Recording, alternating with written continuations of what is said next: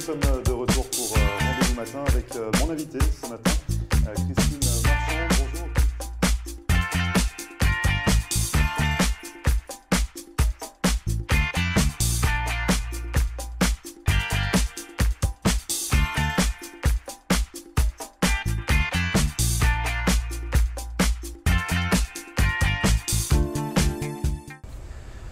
Bonjour à tous, bienvenue, merci de regarder Rendez-vous Matin. Nous sommes le jeudi 15 février et ce matin on s'intéresse à l'éducation française ici dans le sud de la Floride. Et pour en parler, je reçois dans un instant le président de la FIPA, l'Association internationale française de parents d'élèves de Miami-Dade. Il s'agit de Roger Pardo. On va parler avec lui de la création de cette FIPA, mais également de ses missions et du gala qui est organisé par l'association le 24 février prochain. Ne bougez pas, on en parle dans un instant.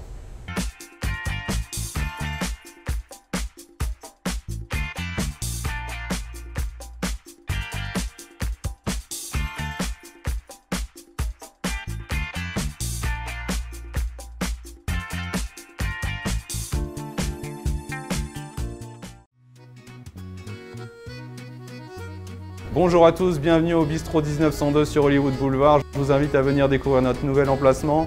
On est ouvert toute la semaine, du lundi au samedi. Le dimanche, on ouvre à 11 h pour un gros brunch avec plus de 60 plats différents. Jeudi, vendredi, samedi et dimanche soir, il y a de la musique live en terrasse. Venez profiter de cette belle terrasse. Pour réserver une table chez nous, 305 316 31 36. À très vite, on vous attend. Merci.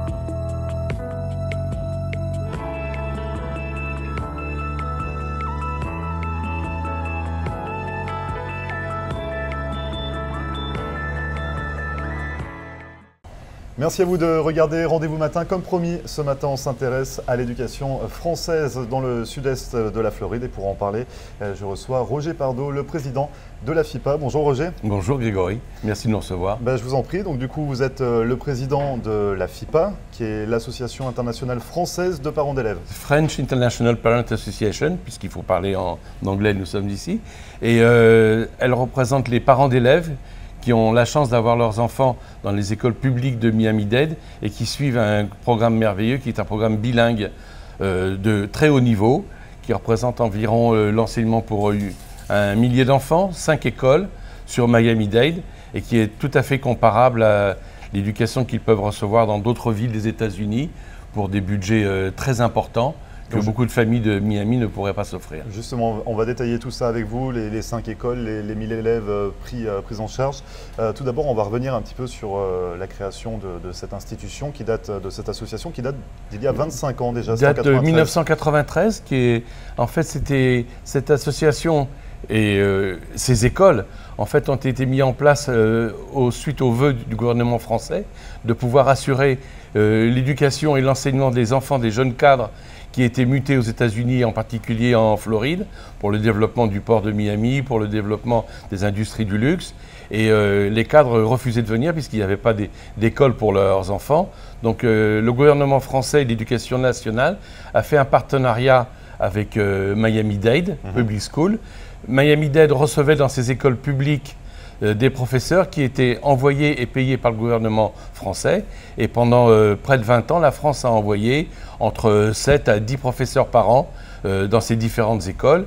Et l'enseignement... C'est-à-dire que finalement, pendant 20 ans, c'est l'État qui prenait en charge le déroulement de cette association? Le gouvernement français envoyait les professeurs. Le Miami-Dade recevait ses professeurs dans les écoles et les cours étaient donnés dans les classes. Il y en avait 5 à 7 Il y en avait 4 à l'époque. Il y avait Sunset, Carver, Coconut Grove et Ish. Et ISPA est arrivé ensuite.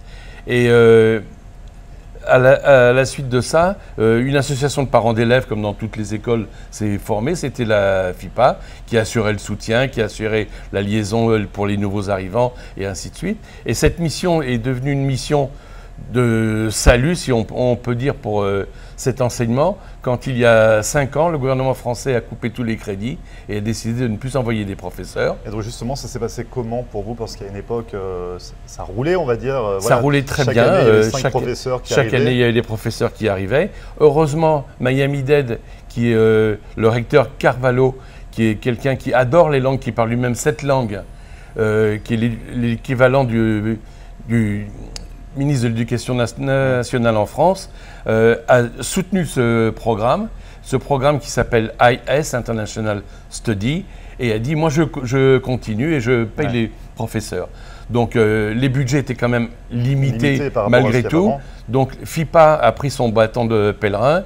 J'ai décidé de prendre la présidence parce qu'il fallait vraiment que ça bouge. Donc c'était à ce moment-là, en fait, au moment où les crédits ont été supprimés par l'État. Absolument. Vous êtes devenu président et donc vous avez dû reprendre le dossier en main. Voilà, et pour soutenir le Miami-Dade et apporter le complément, j'ai mobilisé les parents, mobilisé les professeurs, mobilisé les étudiants quand ils étaient plus grands, pour faire des fundraising, pour organiser des fêtes, des galas et toutes sortes de moyens de recueillir de l'argent. Aujourd'hui, on dépense à peu près 100 à 120 000 $ par an pour soutenir ces écoles. Donc justement, il y a un budget qui est assez conséquent chaque année pour la FIPA.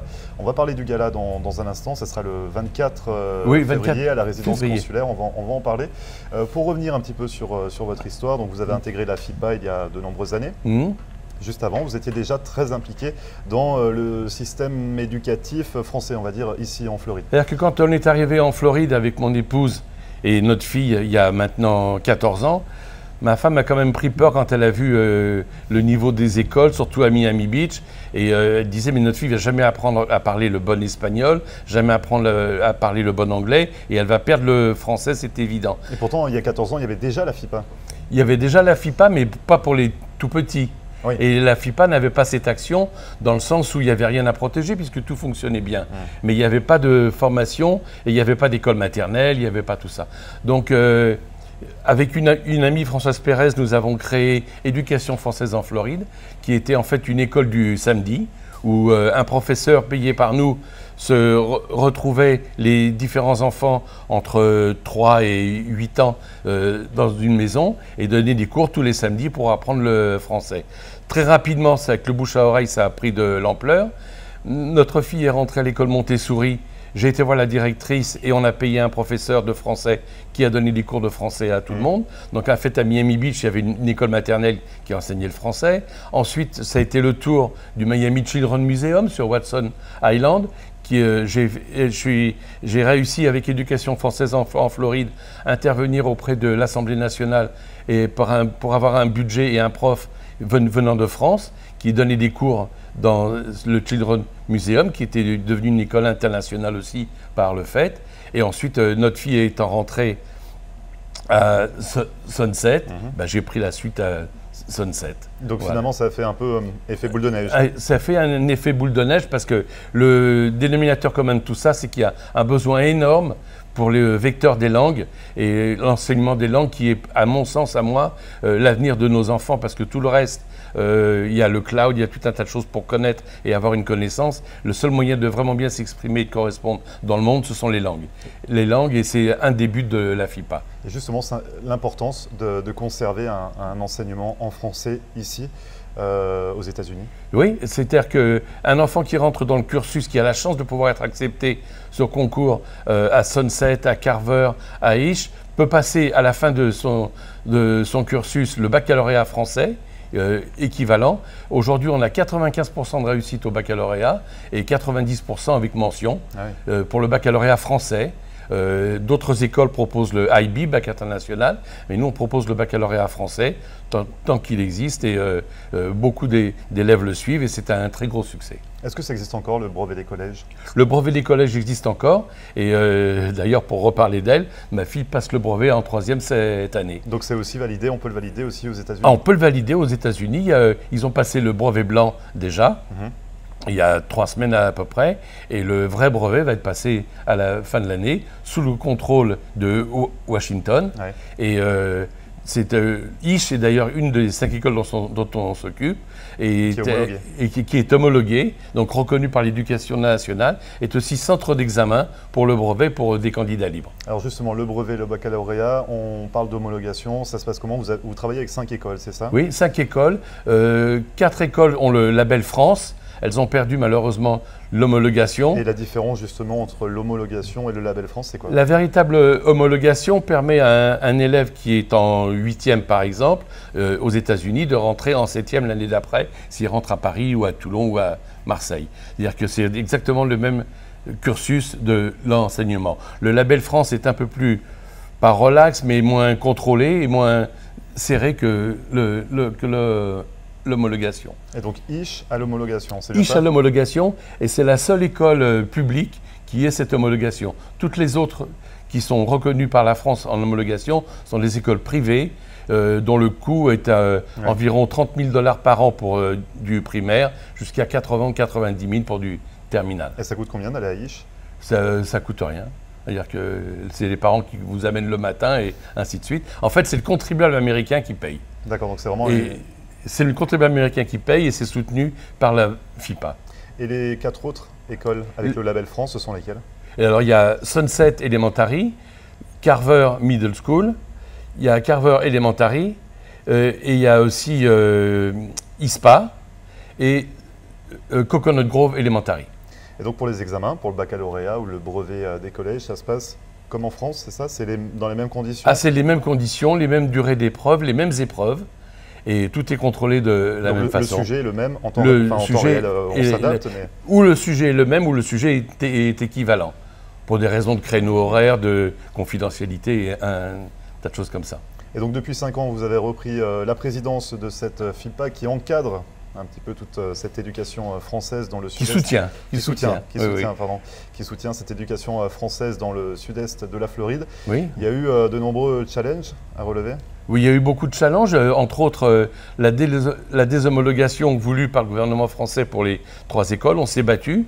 J'ai organisé une pétition qui a été relayée par Frédéric Lefebvre, à l'époque député des Français à l'étranger. On a recueilli 12 000 signatures en 2 mois. Il est allé à l'Assemblée nationale. On a eu des promesses qui n'ont jamais été tenues. On nous a promis de l'argent. Il n'est jamais vraiment arrivé. Et puis après, les choses ont évolué. Et ça a été un peu compliqué. Heureusement, les parents sont vraiment présents, les professeurs sont présents, et Miami-Dade est fantastique pour l'éducation de nos enfants.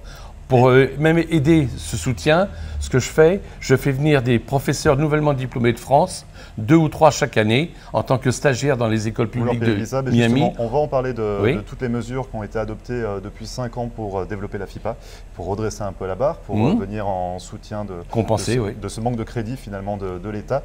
Vous restez avec nous? Absolument, avec plaisir. On revient dans un instant, ne bougez pas, on revient juste après ça. Marcelle Poirier, avocate en droit de l'immigration américaine et membre du barreau de la Floride. Ma vocation est de conseiller mes clients et de protéger vos intérêts afin que vous soyez en mesure de réaliser votre rêve américain qui est toujours bien vrai et réel aujourd'hui. Surtout, n'oubliez jamais qu'un mauvais conseil légal peut vous coûter votre futur et celui de votre famille. N'hésitez pas à nous contacter par téléphone ou sur mon site internet à marcelpoirier.com et nous serons très heureux, mon staff et moi-même, de répondre à vos questions et de vous recevoir au cabinet, j'espère très bientôt.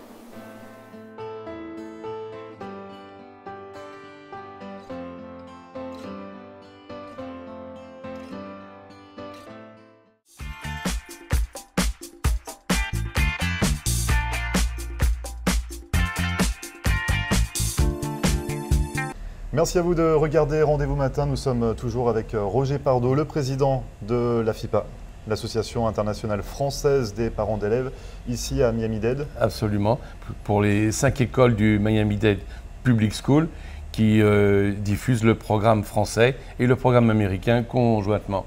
L'idée intéressante, c'est qu'un étudiant qui rentre dans ce cursus termine au niveau du baccalauréat avec le baccalauréat français et également le droit d'entrée et le diplôme d'entrée aux facultés américaines. Donc en fait, ils ont un double bagage. Ils travaillent beaucoup, mais ils sont à un très très bon niveau. Ouais. Donc avec vous, dans une première partie, on a vu donc, la création de cette FIPA. Comment ça s'est déroulé? Ça fait plus de 25 ans que ça existe. Absolument. Comment ça s'est déroulé jusqu'à il y a encore 5 ans, au moment où vous avez pris la tête de cette association? Et ce qu'on disait, c'est que ça c'est un petit peu compliqué par rapport au retrait des crédits de la part de l'État.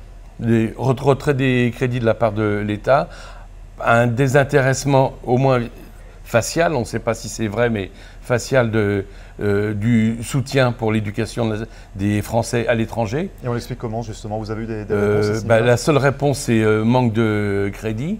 Pour moi, la République, elle doit l'enseignement et l'éducation à ses enfants là où ils se trouvent dans le monde, pas uniquement sur le territoire hexagonal. Et la France est largement représentée économiquement et financièrement à Miami. On voit Bouygues qui a construit le tunnel sous le port de Miami. On voit LVMH qui a redynamisé le quartier du Design District et qui développe des malls, qui développe des magasins, qui développe la présence de nos marques du luxe à travers le monde. Miami, c'est quand même la capitale économique de l'Amérique du Sud pour tout ce qui est le luxe. Et malgré tout ça, la France ne fait rien pour soutenir l'éducation des enfants des cadres et des enfants des entreprises qui travaillent ici. Et justement, vous, à titre de président de la FIPA, vous intervenez à quel niveau? Vous avez fait quoi jusqu'à présent en 5 ans? En 5 ans, bon, d'abord, on s'est battu pour essayer de maintenir cette homologation. On organise énormément d'activités de fundraising. On est 18 membres actifs de la FIPA, on est tous des bénévoles. Et pour tous, c'est un travail presque à 3/4 temps ou à plein temps. J'ai la chance de travailler avec 17 mères de famille très dévouées qui ont énormément de temps et qui font un travail. Vous êtes le seul homme, Je suis le seul homme, des membres actifs de l'association. Oui, oui. Et si vous voulez, la réalité des choses, c'est qu'on arrive à faire venir 2 ou 3 professeurs nouvellement diplômés chaque année pour faire des stages dans nos écoles ici. Donc ça, c'est vraiment à titre, pas personnel, mais c'est vraiment l'association? Ah, c'est l'association, c'est la FIPA. Ça représente un budget d'environ 20 000 multiplié par 3, de 50 à 60 000 $ par an. Donc la moitié du budget annuel de la FIPA? De la FIPA, c'est-à-dire ça représente les frais de visa, ça représente les frais de transport, d'hébergement, de nourriture de ces 2 ou 3 professeurs. Et ils viennent à l'année ou ils viennent pour un an dans le cadre d'un visa J1. Et c'est nous qui les payons, c'est nous qui leur trouvons la place. Et on se débat dans les dédales administratifs entre les droits du travail américains, français, l'immigration, ce qui est très compliqué. On n'est pas beaucoup aidé. On a une cellule à l'ambassade de Washington qui nous soutient pas mal, avec Nathalie Cox. Et heureusement qu'on a ce genre de soutien parce que sinon, il nous faudrait des avocats, il nous faudrait un tas de choses pour pouvoir pallier au droit du travail alors qu'on ne veut faire que du bien et soutenir. Et la campagne de recrutement, elle se passe comment pour trouver ces jeunes diplômés, ces jeunes professeurs diplômés? On passe des annonces sur notre site. On a justement l'aide de cette cellule de Washington qui cherche des stages aussi pour les nouveaux diplômés. Ce qu'on fait aussi à la FIPA avec notre budget, chaque professeur de français doit suivre des cours de mise à niveau chaque année à Washington. C'est FIPA qui paye. Les nouveaux arrivants professeurs qui viennent de France, pour entrer en poste, en général, ils n'ont pas vraiment l'argent pour se meubler ou se loger les premiers mois. Donc, on les aide financièrement aussi. Quand il y a besoin d'installation sportive dans une école et qu'il n'y a pas vraiment les budgets, on paye. Vous intervenez aussi? On intervient. Quand des professeurs font des heures supplémentaires parce que ce n'est pas quelque chose qui est vraiment reconnu ici. Les heures supplémentaires aux États-Unis, ce n'est pas défendu comme ça l'est en France. Et malgré toute peine mérite salaire. On paye les heures supplémentaires aussi. Donc on s'entend très très bien avec Miami-Dade, qui est un partenaire extraordinaire pour cette éducation. Et quand ils ont des besoins, quand ils ont des lacunes ou quand ils ont un projet, ils nous en parlent et on essaie de s'y reconvenir ensemble. Donc vous parliez tout à l'heure d'homologation, de défendre l'homologation que les écoles la maintiennent, c'est ça? Ça se passe comment? Parce que chaque année, par exemple, ISH, avec qui vous travaillez, c'est la seule à avoir l'homologation. Aujourd'hui, oui. Avant, il y avait Sunset et il y avait également Carver qui était homologué. Aujourd'hui, ils ont le label France. Aujourd'hui, ils ont le label France. Pour moi, ce sont très certainement et sans parti pris les meilleures écoles du label France qui représentent le but à atteindre et elles ont vraiment le niveau l'homologation. Et comment on fait justement pour avoir l'homologation? Vous, la FIPA, vous intervenez à quel niveau pour les aider à conserver cette homologation? C'est une décision qui ne nous appartient pas du tout, qui est en fait prise par l'AEFE en France. C'est l'association de l'enseignement du français à l'étranger, qui est une émanation de l'éducation nationale en fait, et bipartisane avec l'éducation nationale. Il y a des jurys, il y a un tas de choses, et c'est des décisions qui sont un peu compliquées à expliquer et plutôt politiques ou syndicales. C'est un peu dommage, mais bon, c'est la réalité des choses. Mais en tout cas, vous espérez que dans les 5 écoles avec lesquelles vous travaillez, les 4 autres puissent revenir oui, à l'homologation. Oui, parce que le travail et la qualité du français qui est enseigné est de très haut niveau.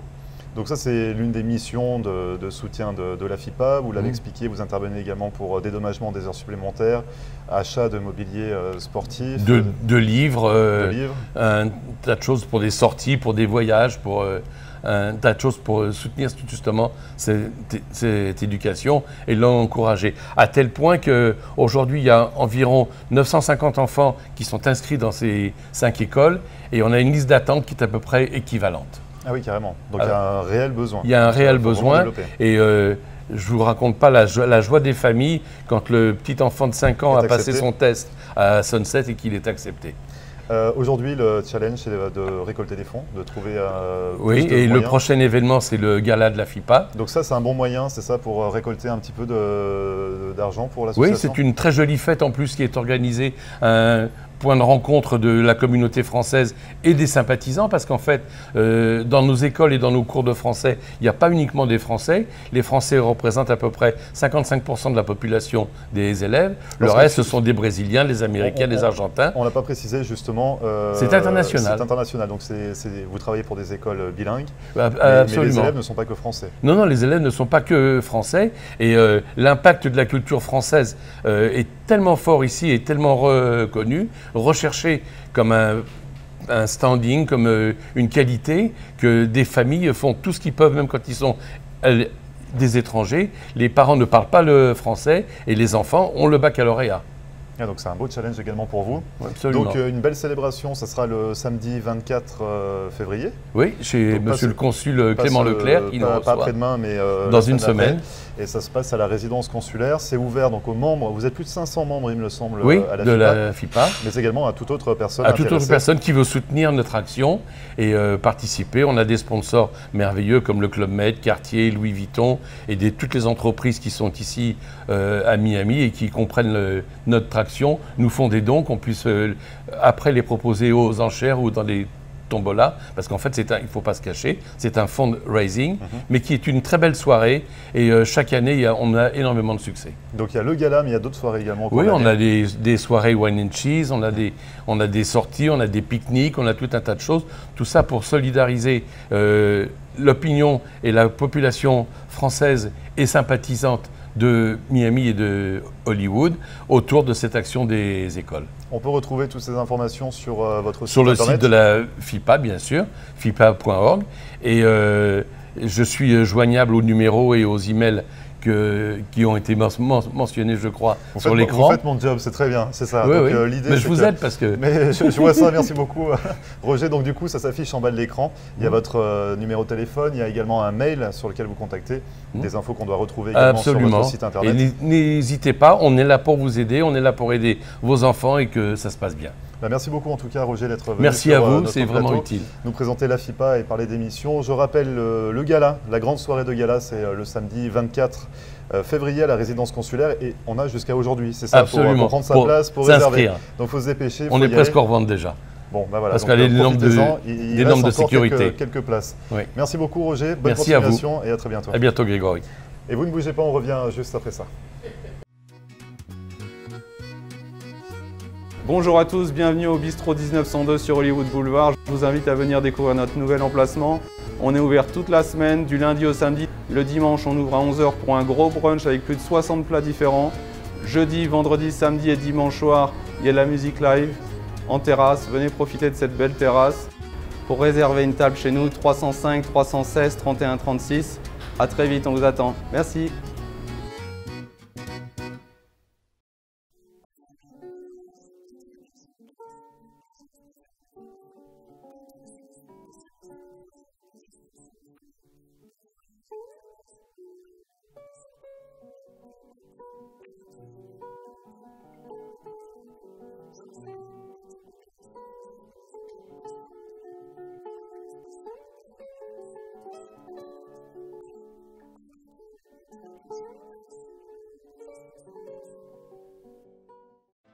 Marcel Poirier, avocate en droit de l'immigration américaine et membre du barreau de la Floride.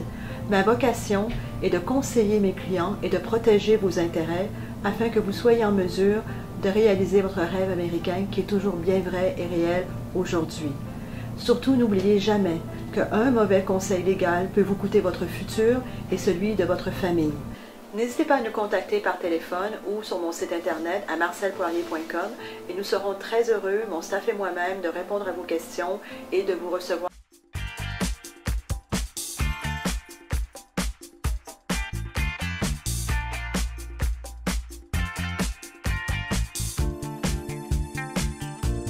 Merci à vous d'avoir suivi Rendez-vous Matin, c'est fini pour aujourd'hui. Cette émission, vous le savez, est à retrouver en podcast comme à chaque fois sur notre page Facebook.